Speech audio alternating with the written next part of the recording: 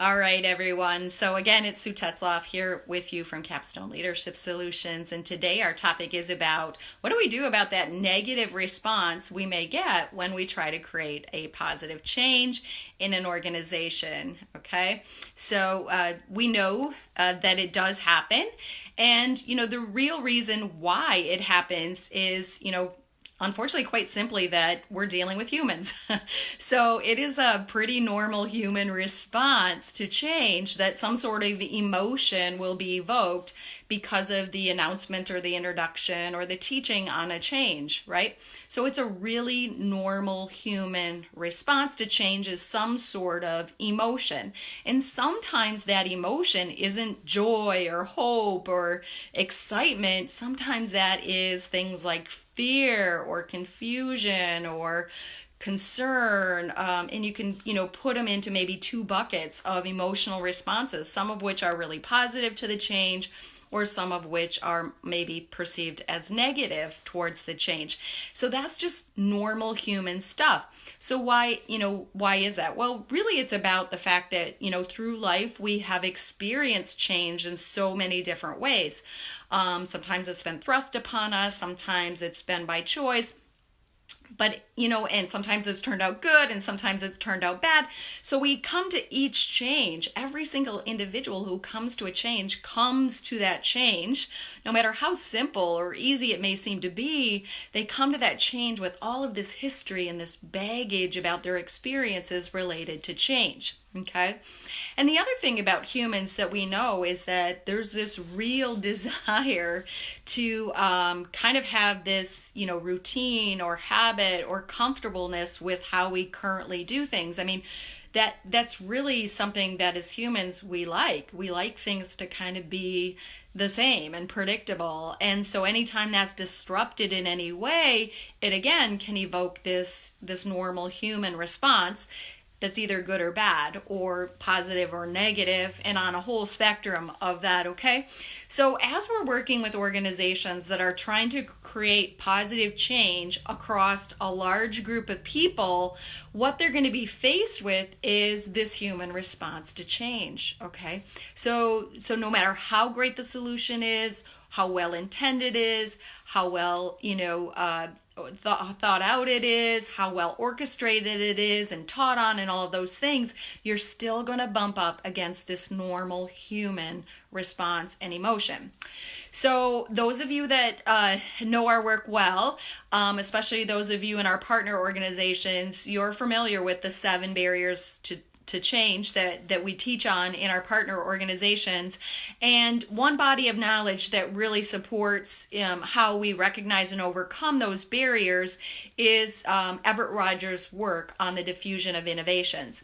So when we look at the diffusions of innovations and the work of Everett Rogers, what his work really says is that when we introduce a change, that it takes time for that change to diffuse into a large group, okay? That it's just going to take a normal progression of time to diffuse. And that if you look at that, you can see that there's 5 main adopter categories, and the idea that innovation, that solution, that change needs to move its way through those 5 different groups in your organization, okay? And so the early start of a change is usually innovated by a small group of people. So in the approach that we use is that changes related to how leaders lead is championed by an innovator group. We call it the steering team of leaders, a representative group of leaders who then, decide which solutions they're going to use, what changes they're going to make, and how leaders lead. And then they introduce them out into the leadership group as, the new way that we're going to lead.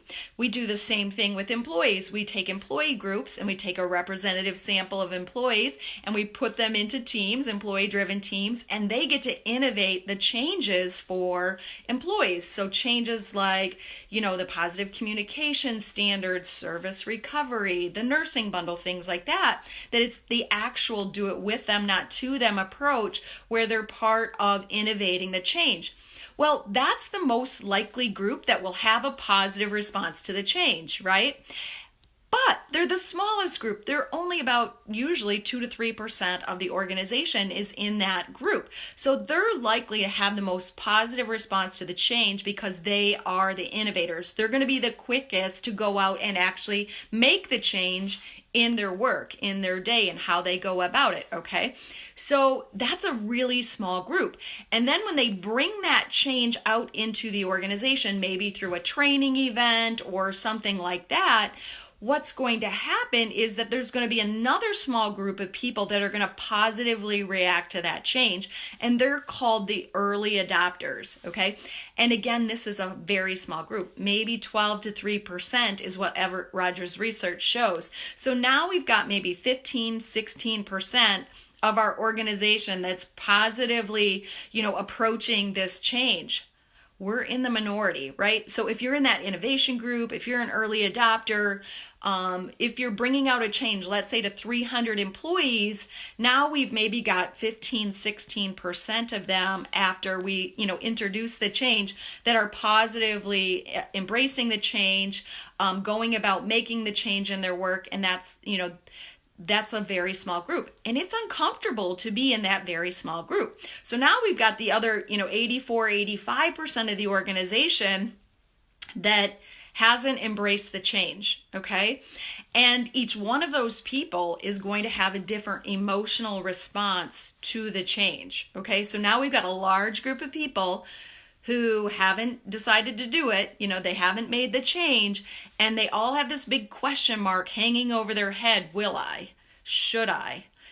Can I? Okay, so they all have that big question mark. And in response to that question mark, again, we're going to have that emotional response based on all sorts of human factors, right? And their past experiences, maybe about the specific change, maybe about any change in general. They're going to have a normal human response, okay? But for that solution to have staying power, for that innovation to, be, now one of those things that becomes, this is how we do it around here, and we can't imagine doing it any other way. We always do bedside shift report. We always say hi in the hallway. We always use frontline service recovery as our first approach for a dissatisfied patient. So when you want to get to that point, you have to get into that group of 85% and reach them in ways that help them adopt the solution no matter what their emotional response is. So today we want to specifically talk about those that have a negative response, okay? Because, another person, we love her work on positivity, which is Dr. Barbara Fredrickson. She has this line that we quote all the time, that negativity screams at us and positivity only whispers. So let's say in that group of 85% of the people, that haven't adopted the solution after it's been introduced by the innovation team, is that, those that are negative, even if it's just a really small group of that 85%, if they're negative, and it's, we're going to hear it louder, okay? It's going to have a bigger impact. It's just, again, another human thing. Negativity screams at us and positively only whispers. So those people that have that question mark over their head, they're not sure, should I, can I, will I? They're still thinking about it. They're still pondering it for themselves and their work. You're not going to hear them loudly, right? They're going to be just doing that on their own without maybe a lot of conversation or negative emotion. They're just going to be pondering it. But those that are responding in a negative way, we're going to hear that. And it's going to cause us maybe to have, as an innovation team or as an organization, have maybe a question mark ourselves, is maybe this isn't the right thing. Maybe we shouldn't be doing this, etc. So it causes us to question the positive change. And really what we should be questioning is, how do we counter this, right? What do we do about it? Not should we give up? Because that's really what we need to do to create positive change, is to be persistent, persevere, and even be positive in light of negative response to change, okay? So I want to talk about this a little bit about, what can team members do, and then what can leaders do, because we really do believe that for change to be effective, especially those driven at the employee level and by those employee-driven teams, that leaders need to support those efforts, that the teams alone cannot get to that 50% more of the critical mass of your organization adopting these changes. The teams need the help of leaders to do that, okay? So I want to talk about, what we can do as individual team members and leaders. And some of them, are good tactics for both of us to use, whether we're an employee on an employee-driven team or as a leader. So what I want to talk about is this idea is that if you're approached by someone and they're being negative about a recent change, okay? And let's see, it doesn't matter if you're an employee, it doesn't matter if you're a leader at this point, but if you're a person that's supportive of the change, you maybe adopted the change yourself and now you're getting, an interaction with another employee or leader if it's about a leader change and they're being negative about it, okay? So the first thing you're going to want to do is acknowledge their feelings, right? Acknowledge their feelings. Don't be critical, don't be judgmental that they're responding in a negative way. Acknowledge their feelings. It's human. Everyone responds in a different way to change. This is their response. So by acknowledging it and understanding and making that connection and rapport with them, you're going to have a better opportunity to reach them with this solution, right? And support them in adopting the solution. If you respond to their negativity with negativity, there's likely not going to be a positive outcome for them related to making this change. So we really need to, in a way, just, again, acknowledge their humanness, their emotional response, okay? So acknowledge it. I hear it in your voice that you're upset about this. I hear it, I can see in your body language that there's something about this change that you're upset about. So really acknowledge it. And then the next step is you need to assess, is this the right time to really dig into helping them with this emotional response and, maybe move into talking about what their barriers is, whether or not, there's misinformation or confusion about why or how or any of that. You really have to assess, are they in a good place to do this? If they're really, we call it lady with hair on fire. I mean, if they're just, out of control and they're just not, in a good place emotionally, even, to have this conversation, to try to persuade them, because persuasion beyond education, persuasion is actually one of those steps in the adoption process that's important. This may not be the good, you're just going to keep bumping up against that negativity. So you really need to acknowledge it and then assess, is this the right, time? If it's not the right time or place to be able to have this conversation, to try to, on an individual level, talk to them about the change, the why, the how, their barriers, their feelings, how to overcome them. If this isn't the right, place or time to do that, there's a couple steps you can take. One is something that I learned from actually an employee assistance program psychologist that we worked with in an organization where I worked. And he taught me this line that I've used in parenting, I've used it in leadership, and I think it fits here right now, is one of the things that we could say in response. So if we acknowledge that they're having a negative response and reaction to the change, and then we're assessing that it's not a good time to have a deeper conversation where we might be able to help them overcome their barriers or the emotions to the change, is that this line is, someday I hope you'll feel differently about that, and then let it go. So acknowledge their feelings, acknowledge that they think this is stupid, they think it won't work, they're not going to waste their time with it. Whatever their emotion is that's negative, is just use the line, someday I hope you'll feel differently about that, and then you could end the conversation. Because what this psychologist, really trained us on this is, if it's not the right place and time to go into that deeper level of conversation about the why, the what, the how, their barriers, their emotions, and how to overcome them to adopt the change, if you don't assess that they're not going to be receptive, they're not in a place of receptivity for that in this moment, and they need to get to that place before it will work, is you're wasting your breath, and you might be poking the bear, right? You just might make it worse. So that's an assessment skill that we should try to master, is to say, is this the right place and time, and are they in a good place emotionally to dig into what their barriers are and help them overcome them. The other thing you can do is, someday I hope you feel differently about that. Maybe a week from now, 2 weeks from now, can we reconnect on this? Could we just circle back to it? And I want to check in on you, how you're doing. But, truly, please give it some more thought. I'm sorry you're feeling this way, but can we reconnect on this in a week or two? Okay, so that's, one way to approach it if you assess that it's not a good time, place, or they're not in the right emotional state to be, receptive to overcoming their barriers and that kind of thing. But the other thing is, you might assess in this situation that, this is a ripe opportunity, right?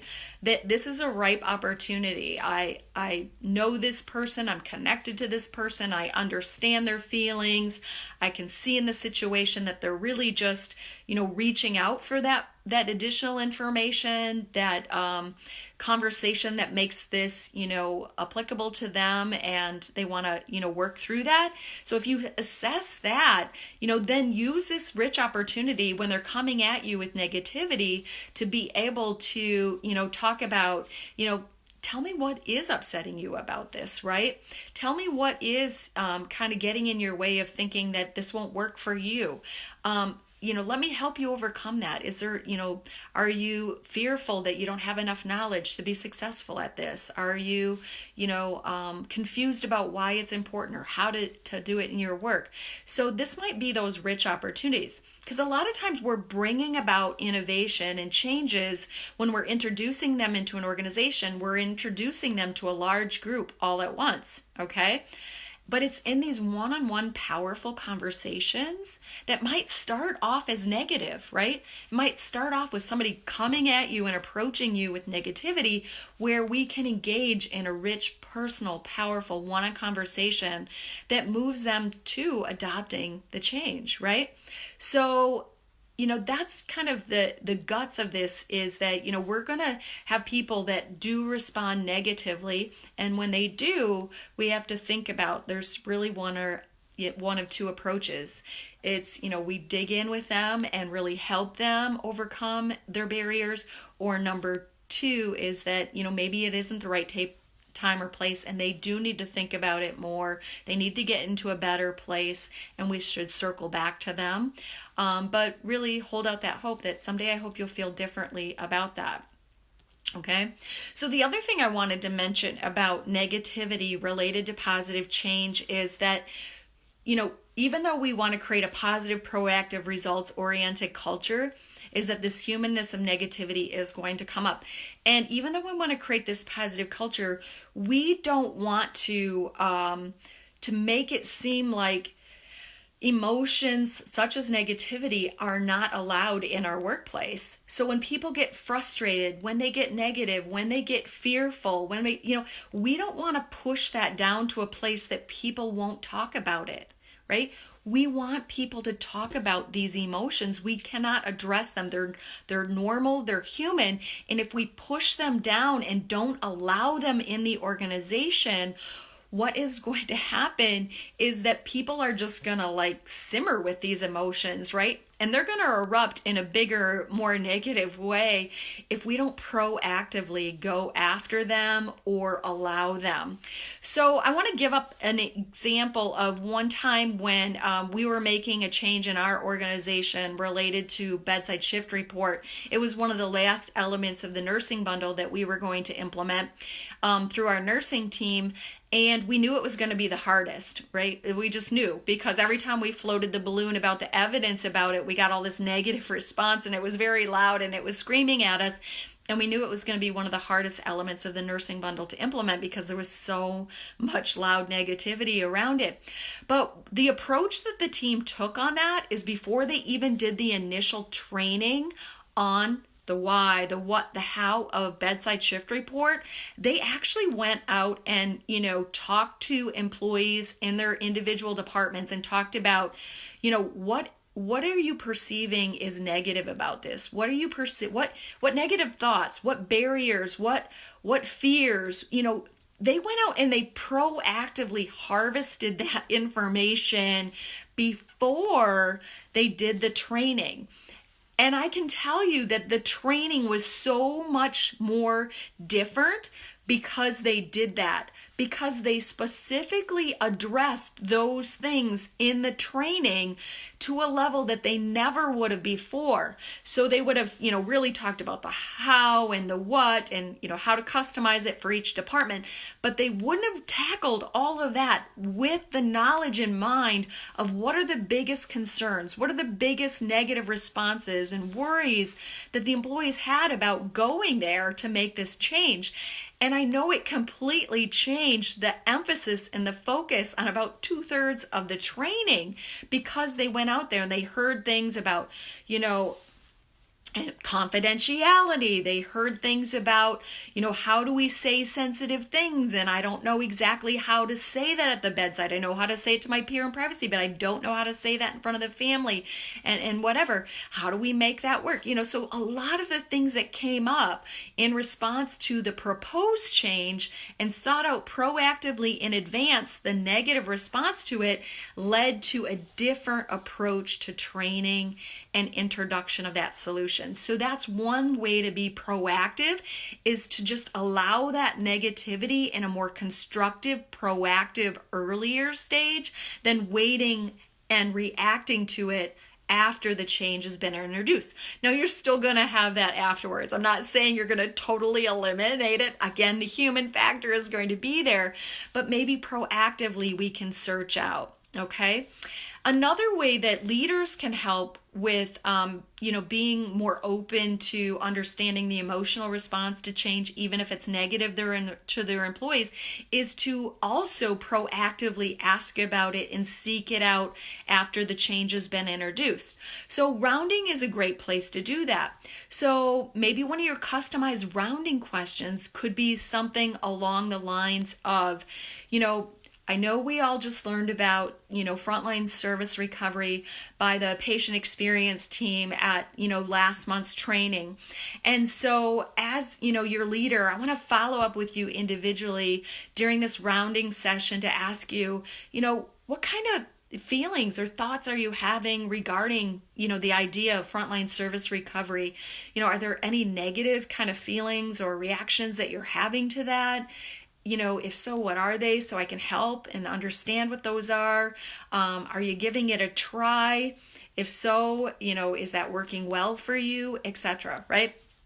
So really being proactively asking your employees how they're feeling about the change, and even asking, are you having any negative thoughts or feelings about the change, right?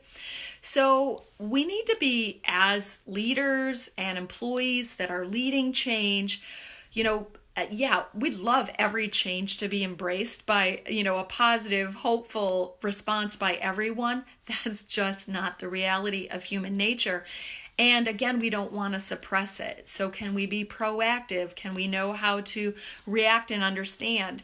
One thing that this also reminds me of, conflict in an organization is healthy. So conflict around ideas is healthy. And so maybe sometimes, just this difference of opinion is perceived as negativity. We each are looking at, this idea of dissatisfied patients and handling it. One employee believes that it's the leader's job. The organization is saying, no, in 90% of the time it's the employee's job to be able to recognize and respond to dissatisfaction. That's a difference of opinion, right? And that means conflict, not negativity. okay, necessarily. It can be healthy conflict to have differing opinions and thoughts on this. But as an organization, you want to work healthfully through that conflict to be able to move to a great end result for everyone and create the positive change. And that healthy conflict can lead to the positive change if we can resolve it in positive ways, right? To the right result. However, incivility, is never healthy. So when that negative response is, can be used as healthy conflict, differencing of opinions, and work through to a positive result, that's conflict resolution. That's differences of opinions being resolved in a healthy, normal, step-by-step process. But what we need to do with negativity is set the boundary that it can't be disruptive, right? It can't be targeted and personalized towards individuals. So really thinking about when a negative response to change is just healthy, normal conflict, and when it's disruptive and incivil. So when it's disruptive and incivil, then boundaries need to be set, right? So when I talked about acknowledging people's feelings, talking about someday I hope you'll feel differently about that, can we circle back to this in a couple weeks so I can see how you're doing with this, and maybe we can have another deeper conversation on this, or maybe engaging in that conversation in the moment to resolve maybe this difference of opinion and conflict. But if the behavior is incivil, right, and it's really outside the behavioral standards, that they're responding negatively in a way that's beyond healthy conflict or difference of opinion, leaders and employees, may need to also remind people of the behavior standards. So, set those boundaries that, we have, standards related to how we'll treat each other. And I know you're having this emotional response regarding this proposed change, but in response to that, I'm setting a boundary here that you can't talk to me that way. I understand your feelings, but I'm going to set a boundary here that, come back to me and let's have this conversation when we can talk as adult professionals and move forward together in a way that's more positive than where your anger is taking you right now. So I wanted to bring that up too, is that sometimes that lady with hair on fire kind of response is outside our behavior standards, and it's everybody's job, not just leaders, to call people out on those behaviors. And then lastly, I wanted to mention that, with some employees and some humans, they're in our employ. For some employees, their response to every change is going to maybe be negative, and maybe be negative outside of the behavior standards. And that's going to be a really hard thing, maybe impossible for the employee-driven teams to do anything about. That becomes the work of leaders, okay? And if leaders aren't building their relationship with their employees, understanding how their employees are doing with change, understanding whether they're moving through that, adoption phase, with, good progress, or, at least trying. If they're always negative, they're always loud, they're always disruptive, they're always trying to go against, that's probably something that an individual leader probably needs to work on. Positive coaching may not work on that. You might want to try that first, that positive coaching conversation that we've talked about in the past in other live events, but it might lead into correction. So if behaviors are chronically and persistently outside of the behavior standards, they're disruptive, it's not healthy conflict, it's disruptive, it's uncivil, then a leader, it becomes a leader's job to do something about that. And that usually involves what we call the 5-point correction conversation. And then as I close out here, one thing I wanted to mention too about when somebody has a negative response to a change that's been proposed, one positive thing I want to put on that is that at least they heard it, at least they know about it, okay? So when somebody comes, in response to an announced change, some training that was just done on a change, a new piece of equipment that was just brought out or whatever, and they respond negatively, at least what is they know about it. Okay? Some people, after a proposed change, go quiet on you and they don't respond in any way. Maybe with apathy, maybe with just absolute quietness. And then what you don't know in that situation is, do they even know about the change? Did they hear about it? Did they check out during the announcement or, not get the memo? So actually, it's a positive sign. It can be a positive sign when somebody responds in a negative way. And the reason I say that is now you know at least that they've acknowledged that the change has been introduced.